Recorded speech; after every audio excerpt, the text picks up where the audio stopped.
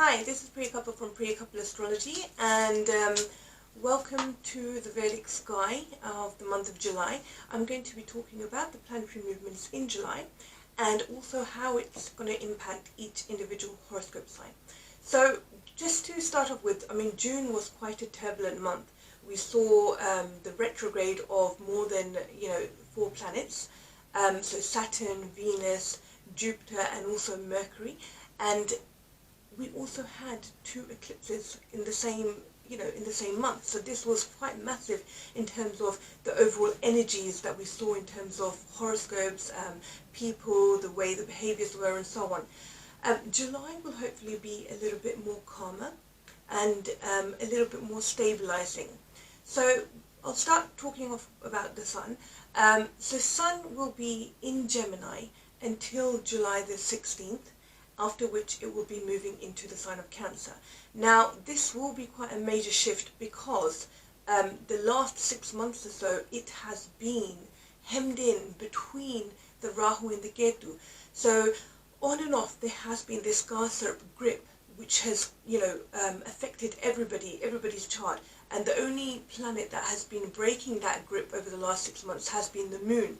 So now this is a major shift where Sun is going to be leaving the sign of Gemini and will be outside the Rahu, sign of Rahu, where in Gemini, and this will indicate a sense of, becoming a bit more free, a little bit more freedom, and a little bit more control in terms of what we can do and the directions that we want to take.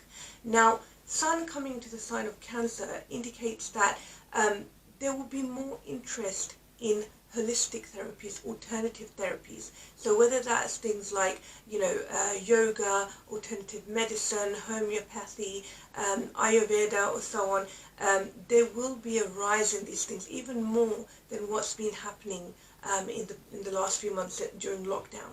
So this will be quite a big shift in terms of people's mindsets to go with more holistic alternatives as opposed to the traditional medicine. There will also be more of an interest in terms of the spirituality side, which is a great thing. Venus will be staying in the sign of Taurus this month. It's very much at home in its own sign.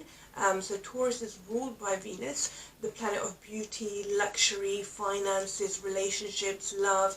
So being in the sign of Taurus, it's very much at home, and that's a great position for it.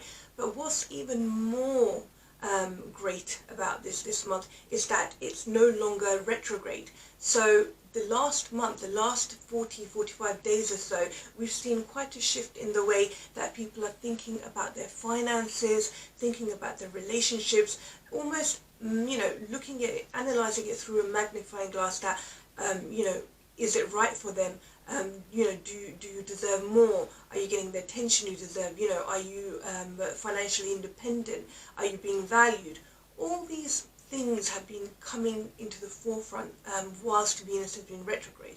And there is bound to have been some shake-ups in relationships. So contact from the past, thinking about whether you want to stay with your current partner. And this will be more prominent by the signs where Venus is aspecting the ascendant or in the ascendant, the moon sign, and also the Venus sign itself. So a lot of, changes in thinking will have happened over this period regarding the finances and the relationship side. Now, as we come out of this retrograde, so Venus did in fact turn progressive on the 25th of June. We're now coming out of this cycle and we're a lot more appreciative of what we have. And we're learning to kind of put things right. If things aren't doing so well in certain areas, we're trying to find ways of working through those and working with solutions. So it's a positive side of things. With Venus also being in its own sign and not retrograde anymore, this will surely indicate some sort of boost in the economy, which is a great thing. People want to go out, invest in things, buy new clothes, new jewelry, all of that sort of thing is going to be on the rise. So that's a great thing. Mercury is going to be in Gemini until August the 2nd. So it will remain in its own sign until this time with Rahu. So there is likely to be, again, a need to be cautious regarding anything new that you're starting. So any contracts, any new jobs, any, verbal agreements that have been made, make sure that they're, in fact followed up with a written email, so there's no chance of any, misunderstanding or miscommunication of any sort that's going to happen. Mercury is going to be retrograde until July the 16th, after which it will turn progressive, and we'll see a lot more easing in terms of the communications with others, things moving on in the workplace, and more rational thinking coming across in terms of our ideas and what we want to do. So a great thing on that side. Mars will be in Pisces, and it will remain there for the whole of July. Now, Mars in Pisces is quite a different energy compared to the usual energy that Mars signifies. So if you think of Mars, it's like a warrior. It's a soldier in action. It has a lot of energy. And being in the sign of Pisces is kind of a very calm and serene type of environment. And what happens at times is that being this energetic ball of energy, it sometimes feels out of place. So it's almost as if it creates a feeling of being fed up and not being able to do the things that it wants to do. So here what we see is a general theme of, we want to do a lot more, but we're restricted because of, the current climate, and therefore those frustrations are showing up in terms of being fed up, being irritated, feeling quite, angry. And this is going to be more prominent with, especially with children who have their moon sign in the sign of Pisces. Okay, so you may experience that with children. There's a lot of irritability, a feeling of stubbornness, and not wanting to listen, and also, being frustrated that they can't do the things that they normally, use mechanisms to outlay their energy. So a lot of patience and understanding is needed at this time.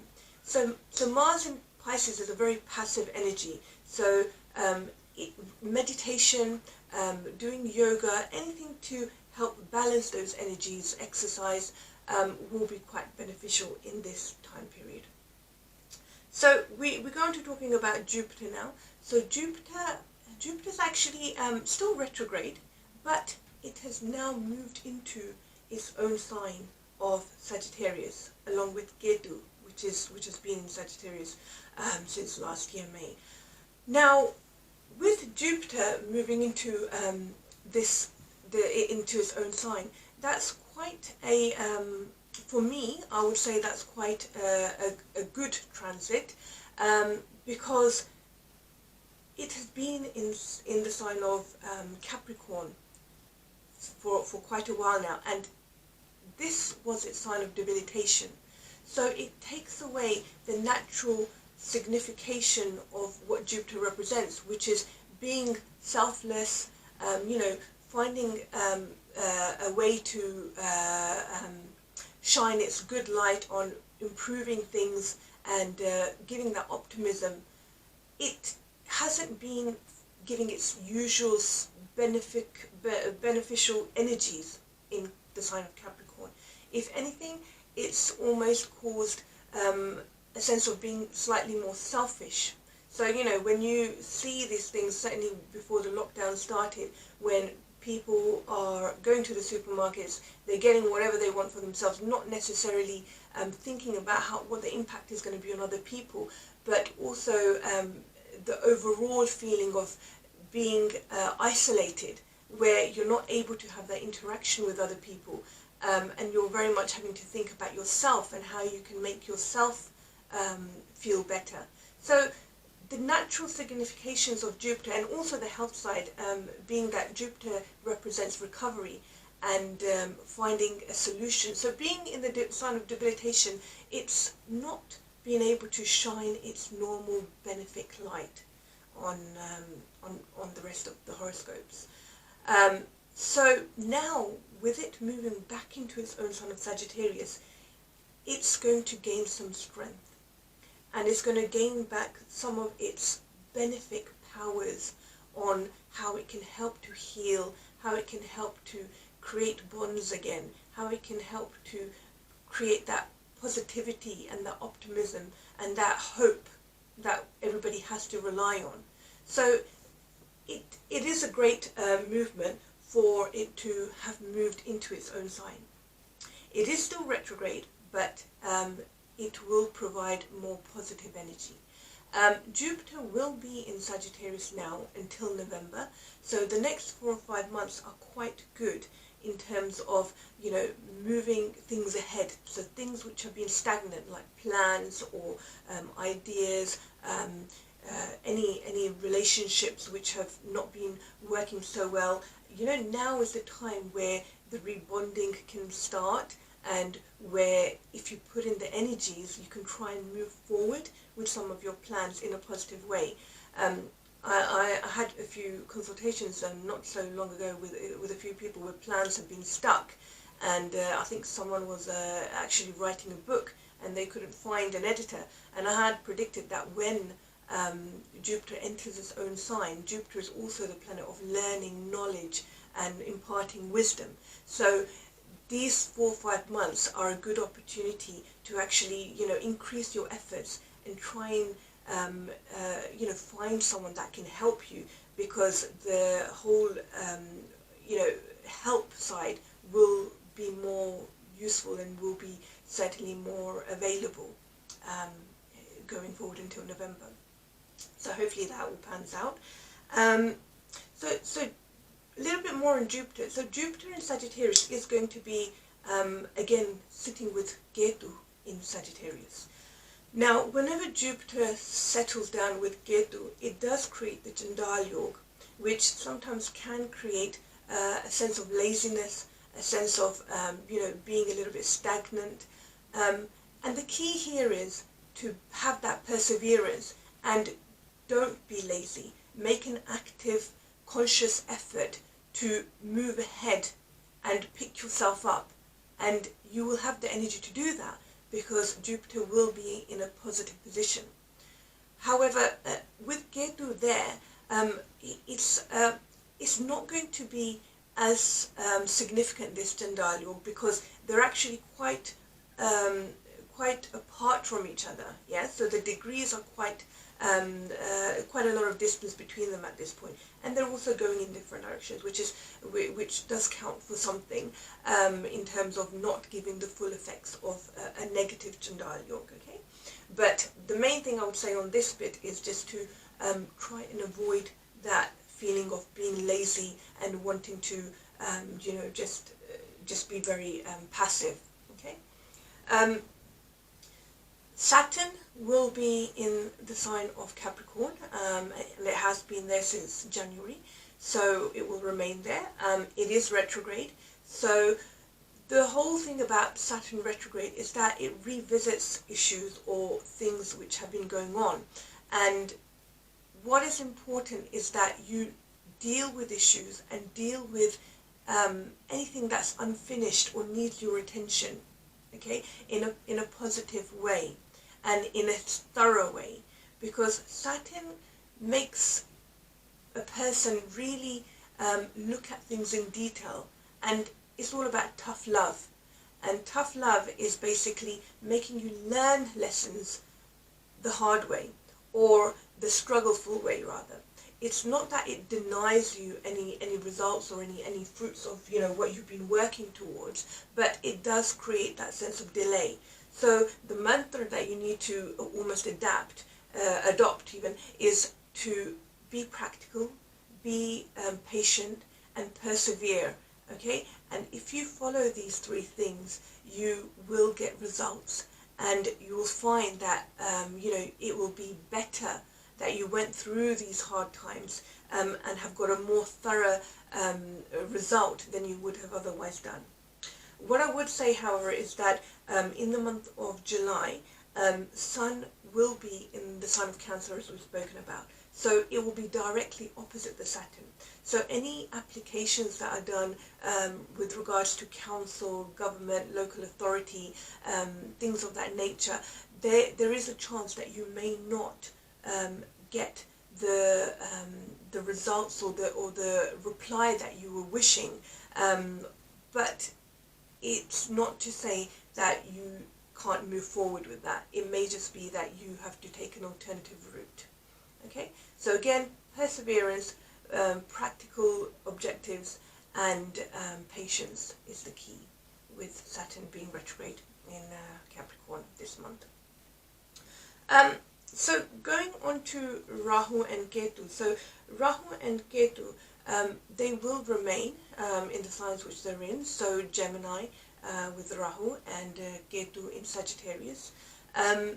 We also will see that there's an eclipse, a lunar eclipse on the 5th of July. And this, again, is probably not as significant as the last two eclipses we've seen in June, but it will nevertheless have an impact. And I will go on to speaking about this in my next video on how the month of July will impact each individual horoscope. So hopefully you've enjoyed knowing about the Vedic sky for the month of July.